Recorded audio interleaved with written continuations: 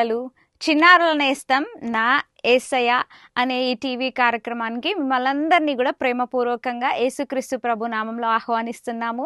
మరి ప్రతి వారం మీరు వన్ వే ఛానల్ ద్వారా ప్రతి శనివారం సాయంత్రం 5 గంటలకు వీక్షిస్తున్న ఈ యొక్క చిన్నారుల నేస్తం నా యేసయ్య అనే ఈ టీవీ కార్యక్రమం మీ ఆధ్యాత్మిక జీవితాలకు, అలాగే ఎంతోమంది తల్లులకు, అలాగే సండే స్కూల్ టీచర్స్కి ఇది ఎంతో ఉపయోగకరంగా ఉంటుందని మేము నమ్ముతున్నాము. మరి దేవుడు మిమ్మల్ని దీవించును గాక.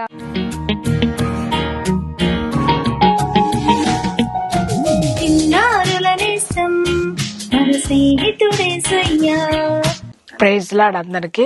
ఈరోజు చిన్నారుల నేస్తం నా యేసయ్య అనే టీవీ ప్రోగ్రామ్ లో దేవుడు మనకి ఇచ్చినందుకు వందనాలు చెప్తున్నాను. పోయిన వారం మనం దావీదు గురించి మాట్లాడుకున్నాము. ఈ రోజు మనము దేవుని వాక్యం గురించి బైబిల్లో సంసోను గురించి చెప్పుకుందాం. సంసోను మరి ఒక కుటుంబం ఉన్నది. ఆ కుటుంబంలో మరి ఇశ్రాయేల్ ప్రజలు మీ అందరూ తెలుసు కదా. ఇశ్రాయేల్ ప్రజలు మరి ఎన్నో శ్రమలు కష్టాలు భరిస్తూ వచ్చినారు. అయితే ఇశ్రాయేల్ ప్రజల్లో మరి ఫిలిస్తీయులు ఇశ్రాయేల్ ప్రజల్ని తీసుకొని వెళ్ళిపోయి చాలా వాళ్ళు ఎట్టి చాకరీ చేయించుకుంటున్నారు. వాళ్ళ ఇళ్లలో పనులు చేసుకోవడానికి. తర్వాత వాళ్ళు ఫిలిస్తీయులు ఏ చెప్తే అది మరి ఇశ్రాయేల్ ఒక బానిసలుగా వాడుకుంటున్నారు. అప్పుడు దేవుని బిడ్డలందరూ కూడా దేవుని సన్నిధిలో మొరపెడుతున్నారు. దేవుని బిడ్డలు మొరపెట్టినప్పుడు ఒక కుటుంబం ఉంది, మనోహ అనే కుటుంబము. వాళ్ళు ఇశ్రాయేల్ ప్రజల్లో ఒక ఫ్యామిలీ. వాళ్ళు ఎంతో దేవుని యందు భయభక్తులు కలిగిన కుటుంబం. ఆ కుటుంబం అనుదినం దేవుని మందిరంలో ప్రేయర్ చేస్తారు. కుటుంబం ఫ్యామిలీ ప్రేయర్ అన్ని కలిగి ఉంటారు. అయితే వాళ్ళకి ఒక కొరత ఉన్నది. ఏంటో చెప్పరా, వారికి పిల్లలు లేరు. అప్పుడు దేవుని సన్నిధిలో ప్రార్థన చేసినప్పుడు దేవుడు ఏమంటాడంటే, ఒకరోజు దేవదూత ప్రత్యక్షమైంది. దేవుని దూత ప్రత్యక్షమయ్యి అప్పుడు చెప్తుంది అనమాట. మరి దేవుని దూత ప్రత్యక్షమయ్యి తనకి చూడండి ఒకసారి, ఆ కుటుంబానికి దేవుని దూత ప్రత్యక్షం అవుతుంది.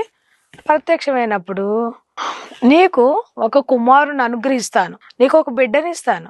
ఆ బిడ్డ నా కొరకు పెంచాలి, ప్రత్యేకమైన వాడిగా పెంచాలి, ప్రత్యేకమైన కుటుంబంగా ఉండాలి. అతడేం చేయాలి, ద్రాక్షరసం ముట్టకూడదు. మరి లోకంలో ఉన్నవన్నీ ఏంటి, శరీరాశ, నేత్రాశ, జీవడమ్మం, వాటన్నిటికి కూడా దూరంగా ఉంచాలి.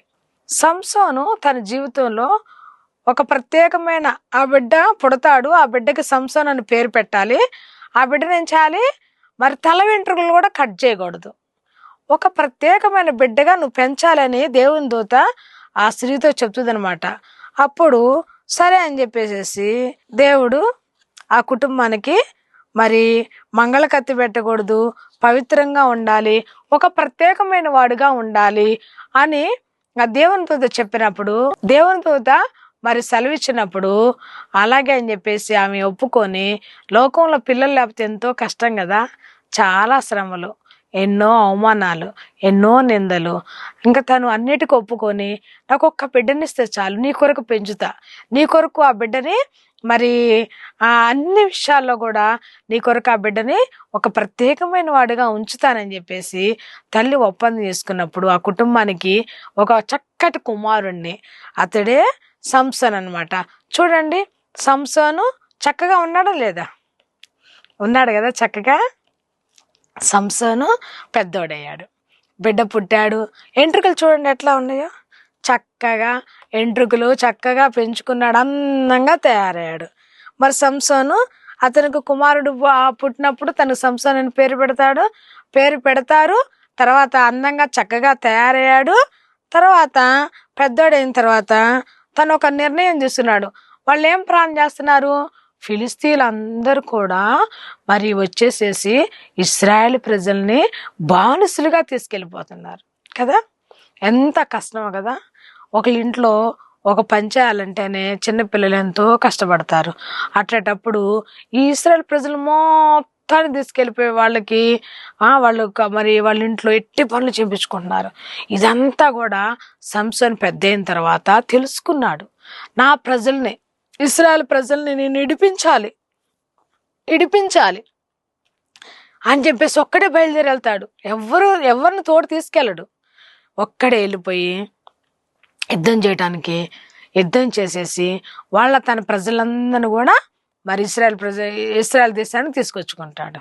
తీసుకొచ్చినప్పుడు దారిలో ఏం చేస్తాడంటే, అక్కడ ఫిలిస్తీన్ల దేశానికి వెళ్ళాడు కదా యుద్ధానికి, ఫిలిస్తీన్ల అమ్మాయిల్ని చూశాడు.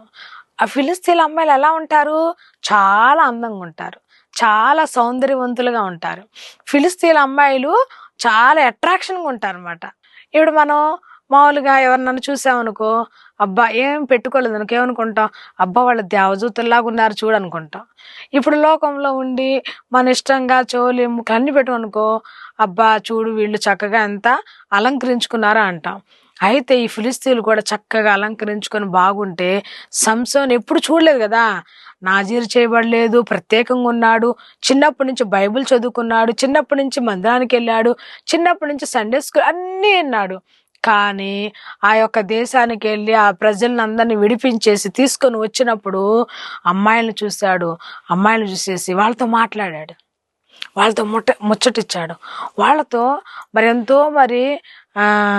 వాళ్ళతో మాట్లాడుతుంటే ఎక్కువగా వాళ్ళతో ఇంకా మాట్లాడాలని చెప్పేసి ఎంతో తను ఇష్టపడేవాడుగా ఉన్నాడు అనమాట.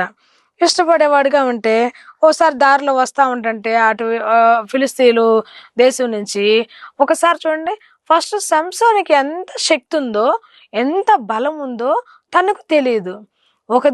అటు నుంచి వస్తున్నప్పుడు ఒకసారి చూడండి, సంసోను మరి ఏం చేస్తున్నాడు, ఒక సింహాన్ని చూశారు పిల్లలు, సింహాన్ని ఏం చేస్తున్నాడు, చీల్చివేస్తున్నాడు, చంపేస్తున్నాడు. ఎంత శక్తి! అప్పుడు దేవుని శక్తి మరి సంసోన్ మీద ఆవరింపజేసి వెంటనే సింహాన్ని రెండుగా మరి చీల్చేస్తా చనిపోతుంది. అప్పుడు తర్వాత వాళ్ళ మమ్మీ డాడీకి వచ్చి చెప్తాడు, ఏమని, అమ్మా నేను ఫిలిస్తీన్లో ఒక అమ్మాయిని వివాహం చేసుకుంటాను. తల్లిదండ్రులు చాలా బాధపడతారు, తల్లిదండ్రులు ఎంతో దుఃఖిస్తారు. అయ్యో దేవుడికి వాగ్దానం చేశామే, నాజీరు చేయబడినాడే, ప్రత్యేకంగా ఉండాలి, తర్వాత మరి లోక సంబంధమైన వాటిని ఆశించకూడదే, ఇప్పుడేంటి మన బిడ్డ ఎట్టంటున్నాడని ఎంతో తల్లిదండ్రులు చాలా రోధిస్తూ ఉంటారు.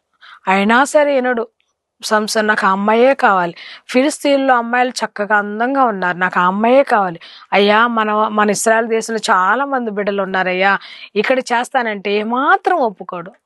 చాలా తల్లిదండ్రులు బాధపడి సరే పద అని చెప్పేసి వెళ్ళి వాళ్ళతో మాట్లాడి ఒక ఫిలిస్తీన్ల అమ్మాయిని వివాహం చేసుకుంటాడు. వివాహం చేసుకొని తర్వాత ఫిలిస్తీన్లతో ఒకసారి యుద్ధం చేసి వెనక్కి వచ్చేసినప్పుడు వాళ్ళ తండ్రి ఏం చేస్తాడు తెలుసా, అసలు ఇశ్రాయేల్ దేశంలో ఉన్న అబ్బాయి మన అమ్మాయిని చేసుకోవటం ఏంటి, మనకు అవసరం లేదు అని ఎప్పుడైతే సంసోను ఇంటికి వచ్చినప్పుడు వాళ్ళ బంధువు ఒక అతనికి ఈ అమ్మాయిని వివాహం చేసేస్తాడు. ఇప్పుడు సంసోన్ భార్య లేదు, సంసోన్ భార్యని వేరే అతనికి వివాహం చేస్తాడు. ఎంత బాధ, ఎంత దుఃఖము. అయితే సంసోన్ మళ్ళీ అక్కడికి వెళ్ళి ఫిలిస్తీన్ దేశానికి వెళ్ళి నా భార్య ఎక్కడ, భార్య ఏది అని వాళ్ళ మామగారిని అడుగుతాడు. మామగారిని అడిగినప్పుడు మామగారికి నీ భార్య ఎక్కడ ఉంది, నువ్వు వెళ్ళిపోయావుగా, అందుకని మా అమ్మాయిని వేరే వాళ్ళకి ఇచ్చి వివాహం చేశానంటాడు. సంసోన్కి ఎంతో కోపం వచ్చింది, ఎంతో బాధ వచ్చింది, దిగులు వచ్చింది. నా భార్యని తీసి వేరే అతనికి నువ్వు ఇచ్చి ఎట్లా పెళ్లి చేస్తావు అని బాధపడి తను ఏం చేస్తాడు తెలుసా, కోపము ఉక్రోష అవుతాడు. ఉక్రోష అయిపోయి సంసోను చాలా మరి ఏం చేస్తాడు తెలుసా, మీకు ఎప్పుడన్నా నక్కలు చూసారా, నక్కలు ఎంతమంది చూసారు పిల్లలు, చాలా మంది చూసుంటారు కదా, నేను కూడా చూశాను. ఒకసారి చూడండి, ఒక నక్క పట్టుకోవాలంటే, ఒక నక్కలు పట్టుకోవాలన్నా కూడా మనల్ని కరిచేసేస్తాయి, మనల్ని చంపేసేస్తాయి. అయితే సంసోన్ దేవుని శక్తి చేత నింపబడిన వాడు కదా, ప్రత్యేకమైన వాడు కదా. సంసోన్ ఒకసారి చూడండి 300 నక్కలు, 1 కాదు 2 కాదు 3 కాదు, చూడండి ఒకసారి 300 నక్కల్ని పట్టుకొని ఒకదానికి ముడేసేసి మధ్యలో అగ్ని పెట్టి వెంటనే ఏం చేస్తాడు, పొలాల్లోకి వదిలేసేస్తాడు. ఫిలిస్తీన్లు పొలాలు పంటలు అన్నీ నాశనం అయిపోతాయి. 300 నక్కలంటే సామాన్యమా, సామాన్యం కాదు. ఎంతో అది కష్టతరమైనది. దేవుని ఆత్మచేత నింపబడినవాడు కాబట్టి సంసోను మరి ఫిలిస్తీన్ల యొక్క పంట మొత్తం నాశనం అయిపోయింది. ఫిలిస్తీన్లకి ఊరుకుంటారా మరి పిల్లలు? ఊరుకోరు. కోపం వచ్చేసింది వాళ్ళకి. ఎట్టైనా సంసోను చంపాలి, ఎట్టైనా ఇశ్రాయేలు ప్రజలందరినీ నాశనం చేయాలి అని కోపంతో రగిలిపోతా ఉంటారు. అప్పుడు ఈ సంసోను మరి భార్య లేదటు, ఎవ్వరు లేరు, ఎక్కడికి వెళ్తాడు? అప్పుడు ఫిలిస్తీన్ల అమ్మాయిలు చక్కగా ఉంటారు కదా, మరి ఒక అమ్మాయి దగ్గరికి వెళ్తాడు. ఎక్కడికి? మరి ఫిలిస్తీన్లలో ఒక అమ్మాయి మరి వేశ్య అని దెలీలా దగ్గరికి వెళ్తాడు. వెళ్ళిపోయి, నువ్వే ఈ రోజు నుంచి నా భార్యవి, నేను ఇక్కడే ఉంటా అని చెప్పేసి అంటాడు. ఒకసారి ఫిలిస్తీన్లు యుద్ధానికి వెళ్ళినప్పుడు ఒకసారి అందరూ సంసోన్ని ఎంతో మంది కదా, ఒక్కడే కదా, ఒకసారి తను చంపబోతుంటే మరి ఒక దవడ ఎముక దొరికిద్ది. ఆ ఒక్క దవడ ఎముకతో 1000 మందిని చంపేస్తాడు. ఎంత బలము బిడ్డలారా, ఎంత శక్తి! ఎంతో శక్తివంతుడు, దేవుని ఆత్మచేత నింపబడినవాడు, ప్రత్యేకించబడినవాడు. అంత శక్తి ఉన్నా కూడా సంసోనికి ఒక చిన్న విషయంలో అమ్మాయిలతో మాట్లాడటం వల్ల తన జీవితాన్ని శూన్యం చేసుకున్నాడు కదా. దెలీలా దగ్గరికి వెళ్ళి అక్కడ ఉంటున్నాడు, ఇంటికి రావట్లేదు. వాళ్ళ అమ్మోళ్ళు బాధపడుతున్నారు, దిగులు పడుతున్నారు. అయ్యో, మేము ఇట్లా ప్రత్యేకించబడిన వాడే, సపరేట్గా ఉండవలసిన వాడే ఇలా అయిపోయాడని చెప్పేసి ఎంతో దిగులు పడుతున్నారు. అయితే దెలీలా దగ్గరికి వెళ్తా. ఫిలిస్తీన్ల పంటలు అవన్నీ పాడైపోయినాయి కదా పిల్లలు. అప్పుడు ఫిలిస్తీన్లు ఊరుకుంటారా? ఊరుకోరు. ఎందుకు ఊరుకుంటారు? వాళ్ళు అంతా నష్టపోయారు. వెంటనే దెలీలా దగ్గరకు వచ్చి, సంసోన్ నీ దగ్గర ఉన్నాడు, నువ్వేం చేస్తావు? అతన్ని మాకు పట్టించాలి. అతని యొక్క బలం ఎక్కడుందో, అతని యొక్క శక్తి ఎక్కడుందో నువ్వేం చేయాలి? కనుక్కోవాలి. కనుక్కొని మాకు అప్పగించాలి. లేకపోతే నీ తల్లిని, నీ తండ్రిని, నీ అక్క చెల్లెల్ని, నీ బంధుమిత్రుల్ని, నిన్ను మొత్తాన్ని నాశనం చేస్తాం, అందరిని చంపేసేస్తాం. నువ్వు పట్టించావు అనుకో, నీకు అన్ని సౌకర్యాలు రాజభవనం నుంచి అన్నీ అందుతాయి అని చెప్పేస్తాడు. చెప్పంగానే ఆమె కూడా మరి స్త్రీ కదా, భయపడతా ఉంటుంది. ఇంకా రోజు అడుగుతుంది, ఏమని? నీ శక్తి ఎక్కడుంది చెప్పవా, నీ బలం ఎక్కడుంది చెప్పవా అని చెప్పేసి అంట. ఒకసారి చెప్తాడు, ఏమని? నా శక్తి, నా బలము నా జడలో ఉంది. చిన్న జడలు మొత్తం అల్లేసేసి నన్ను తాళ్ళతో బంధించేసి అప్పుడు నాకు శక్తి అంతా కోల్పోయి నేను శక్తిహీనుడిగా అవుతాను అంట. వెంటనే తనేం చేసిందంటే దెలీలా చిన్న వేరే వాళ్ళని పిలిపించి వెంట్రుకలు మొత్తం చిన్న జడలు వేపించేసి తాళ్లతో బంధించబడి ఫిలిస్తీన్లకి కవర్ అందించింది. ఆ రోజుల్లో, ఈ రోజుల్లో అంటే ఫోన్లు, సెల్ ఫోన్లు అవన్నీ ఉన్నాయి. ఆ రోజుల్లో సెల్ ఫోన్లు అయ్యేం లేదు. ఒక మనిషి ఆ యొక్క సమాచారం అందించడానికి పక్కనే పెట్టుకుంటారు. ఇంటి బయటే కాపలా కాస్తా ఉంటాడు, అటు ఇటు వేరే వ్యక్తిలాగా అటు ఇటు ఉంటాడు. వెంటనే ఈ యొక్క ఈ యొక్క మరి దెలీలా వెంటనే ఏం చెప్తుంది? కౌరు పంపించింది. ఆయన బలం ఎక్కడ ఉందో నాకు చెప్పారు, రాండి అని చెప్పేసి. వెంటనే ఫిలిస్తీన్లు చాలా మంది వస్తారు. రాగానే ఇంకా వెంటనే ఆయన చుట్టూరు గుమ్ము కొడతారు. ఇంకా వెంటనే సంసోను, ఫిలిస్తీన్లు వస్తున్నా నువ్వు లెగు అని చెప్పేసి అంటది. వెంటనే రాగానే దేవుని ఆత్మ ఆయన మీదకి వచ్చేసి విరచిమ్ముకొని లెగుస్తాడు. అందరు పారిపోతారు. అట్లా చాలా సార్లు జరిగిద్ది పిల్లలు. అయితే రోజు ఇసుకిచ్చిద్ది అనమాట. రోజు ఒక్కరోజు కాదు, 2 రోజులు కాదు. మరి సంసోన్ని చూడండి, ఇక్కడ సంసోన్తో అమ్మాయిలు ఎట్లా మాట్లాడుతున్నారు. ఆ దెలీలా కూడా చక్కగా, నీ బలం ఎక్కడుంది చెప్పు, నీ శక్తి ఎక్కడుంది చెప్పు, నేనంటే నీకు ఇష్టం లేదా? నేనంటే నీకు ఇష్టమైతే మరి నీ శక్తి ఎక్కడుందో నాకు చెప్పాలి కదా అని చెప్పేసేసి పదే ఇసుకిస్తుంది. ఎవరన్నా కానీ పదే ఇసుకిస్తే చెప్తారు కదా, పదే చెప్తే అబ్బా ఇంకా చికాకు వచ్చేసింది జీవితం మీద చెప్తారు కదా. అలాగే అనుకున్నాడు సంసోను కూడా. అనుకొని ఎన్నిసార్లు చెప్పినా కూడా చెప్పకుండా అన్నిసార్లు కూడా మరి నేను ఇందాక దవడ ఎముక చెప్పాను కదా, ఇది దవడ ఎముక అనమాట. అందరిని చంపేస్తున్నాడు చూడండి. ఫిలిస్తీన్లు మొత్తం కూడా మరి మరి దవడ ఎముకతో అందరినీ చంపేస్తాడు అనమాట. చివరిగా చెప్పి చెప్పి ఇసికి తను జీవితం అంతా కూడా చికాకుగా ఉంటది. చివరికి ఇంకా ఆమె యొక్క బాధ తట్టుకోలేక ఒకసారి చెప్పేస్తాడు, అమ్మా నా బలము నా ఎంట్రుకల్లో ఉంది, నా యొక్క బలం అంతా కూడా ఎంట్రుకల్లో ఉంది, నా ఎంట్రుకలు కట్ చేసేస్తే నేనేం చేస్తాను, నా శక్తి ఉండదు, దేవుని శక్తి నాలో ఉండదు అని చెప్పేస్తాడు. అప్పుడు వెంటనే ఆయన్ని చక్కగా దేవుడు ఏం చెప్పాడు, ద్రాక్షరసం ముట్టుకోకూడదు, ప్రత్యేకంగా ఉండాలి, నాజీరు చేయబడిన వాడివి, తర్వాత ఆ లోకంతో స్నేహం వద్దన్నాడు. ఇవన్నిటికీ వ్యతిరేకంగా ఉన్నాడు. ద్రాక్షరసం పుచ్చుకున్నాడు, అమ్మాయిలు స్నేహం చేశాడు, లోకంలో ఉన్నవన్నీ రుచి చూశాడు. తర్వాత ఆమె ద్రాక్షరసం తనకిచ్చి చక్కగా తన ఒళ్ళో పడుకోబెట్టుకొని మరి వేరే వాడిని పిలిపించి ఏం చేసిందో తెలుసా, తల వెంట్రులన్నీ కూడా చక్కగా మరి గుండు చేసేసింది. చేసిన తర్వాత తాళ్ళతో కట్టేసేసి వెంటనే కవర్ అందించింది. ఎవరు, దెలీలా. అందించినప్పుడు ఇదిగో మరి సంసోను శక్తి లేని వాడిగా ఉన్నాడు, తొందర రాండి అని చెప్పేసి అంటది. అందరు వచ్చి చుట్టూరు గుమ్ము కొడతారు. గుమ్ము కొడితే ఏమంటాడు మామూలుగా, అట్లా నా దేవుని శక్తి నాలో ఉందనుకొని ఎట్లా విరజుమ్ముకుంటాడు. విరజుమ్ముకుంటే శక్తి అంత ఎంట్రుకలు కత్తిరించకూడదని వాళ్ళ మమ్మీ దేవుని దూత మరి మరి తల్లికి చెప్పింది కదా, మరి దాని శక్తి అంతా ఎక్కడుంది, ఆ వెంట్రుకల్లోనే ఉంది. వెంట్రుకల్లో మరి అన్ని పోతే మరి శక్తి అంతా కోల్పోతారు కదా.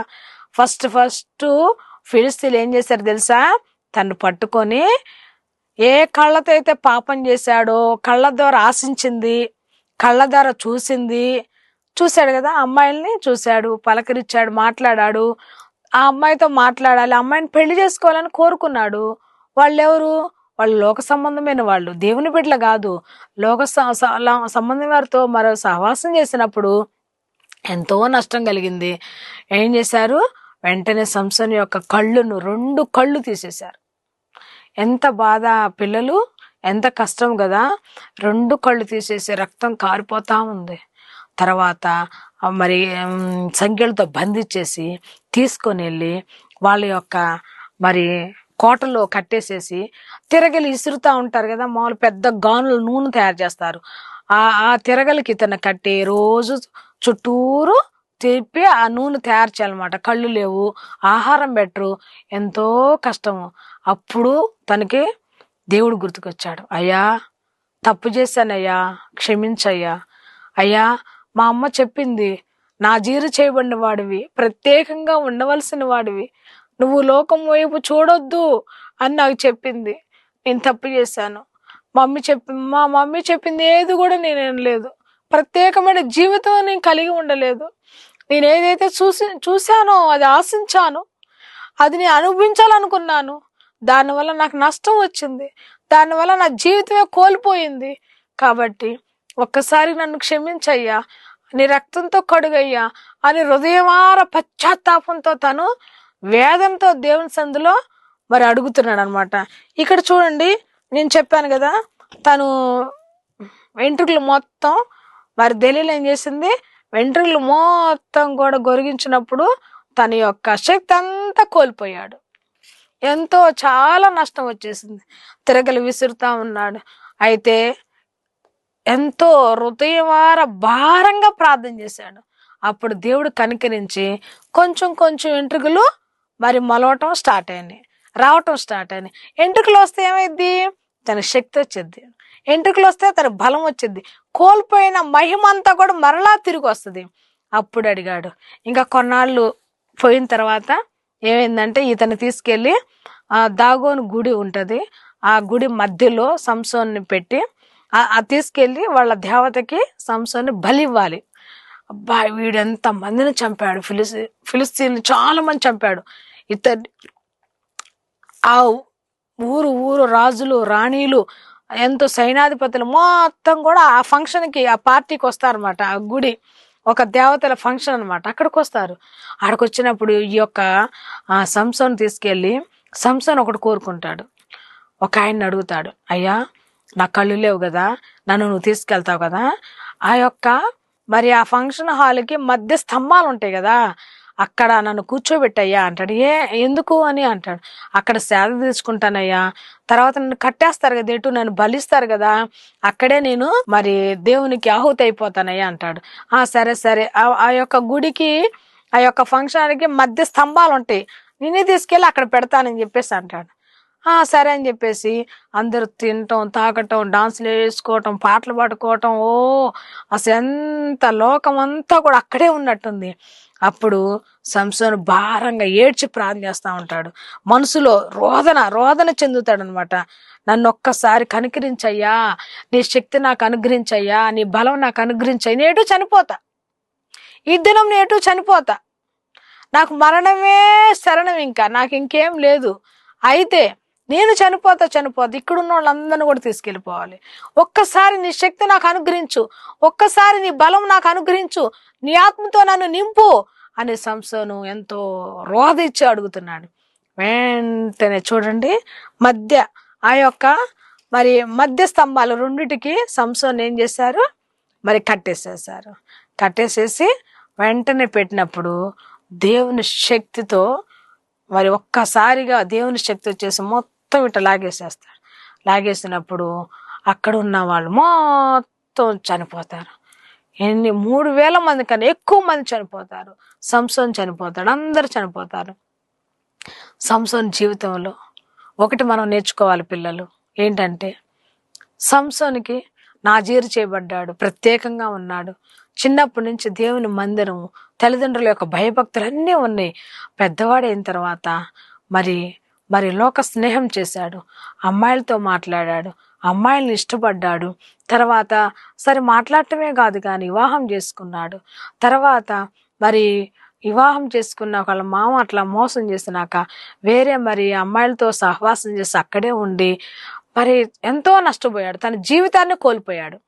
మనం కూడా సంసోను కథ ద్వారా మనం ఏం చేయాలంటే మన జీవితాన్ని మనం ప్రభువులో కట్టుకోవాలి. మనం కూడా ప్రత్యేకమైన జీవితం కలిగి ఉండాలి. మన మాటలు, మన చూపులు, మన వైఖరి, మన తలంపులు, నువ్వే తలంపులతో, చెడ్డ తలంపులతో ఉన్నావా? చూసింది ప్రతిదీ ఆశిస్తున్నావా? నాకు అది కావాలి, నాకు ఇది కావాలి అంటున్నావా? దేవుని వాక్యం చదువు, దేవుని యొక్క సన్నిధిలో దేవుని వాక్యాన్ని నెమరు వేసుకో. అప్పుడు దేవుడు ఏం చేస్తాడు, దేవుడు మనల్ని భద్రపరుస్తాడు. సంసోను వలె మరి చివరికి నష్టపోయినప్పటికీ చివరికి ఏం చేశాడు, దేవుణ్ణి అడిగాడు, ప్రాధేయపడ్డాడు, క్షమించమని అడిగాడు. నువ్వు ఒకవేళ ఏ నష్టంలో ఉన్నావో ఈ యొక్క సాయంత్రకాల సమయంలో, ఈ చివరి మరి క్షణాల్లో సంసోను ఏ విధంగా అయితే క్షమాపణ అడిగాడు, నువ్వే పాపంలో ఉన్నావో మనం అడిగినప్పుడు ఏం చేస్తాడు, క్షమించే హృదయం కలిగిన వాడు ఏసయ్యా నీ పాపంలో నన్ను క్షమించు, నన్ను నీ యొక్క బిడ్డగా చేసుకో అని అడుగు. దేవుడు మనల్ని ఆయన కుమారుడుగా, ఆయన కుమార్తెగా చేసుకుంటాడు. ఆయనని పిలుస్తున్నాడు ఈ సాయంత్రకాల సమయంలో. పిల్లలారా, దేవుని సన్నిధిలో ఏం చేయాలంటే మనం కూడా ప్రత్యేకించబడిన వారిగా ఉండాలి, మరి దేవుని కొరకు జీవించే వారంగా ఉండాలి. కాబట్టి ఆ సంసోను నష్టపోయినట్టుగా మనం కూడా నష్టపోకూడదు. దేవుని యొక్క మరి ప్రత్యేకమైన దేవుని కలిగి ఉంటే దేవుడు ఎన్ని ఆశీర్వాదాలు ఇస్తాడు తెలుసా? ప్రత్యేకంగా ఉంటే వాళ్ళు ఎన్ని దీవెనలు ఇస్తాడు తెలుసా? నీ కుటుంబాన్ని, నిన్ను ఆశీర్వదిస్తాడు, నీ చుట్టుపక్కల ఉన్న వాళ్ళని కూడా ఆశీర్వదిస్తాడు. దీన్ని బట్టి దేవుని యొక్క మహిమ నువ్వు అందరికీ కనుపరిచేవాడుగా ఉంటావు, దేవుని యొక్క మహిమను వివరించేవాడుగా ఉంటావు, దేవుని మహిమను కళ్ళారా చూస్తావు.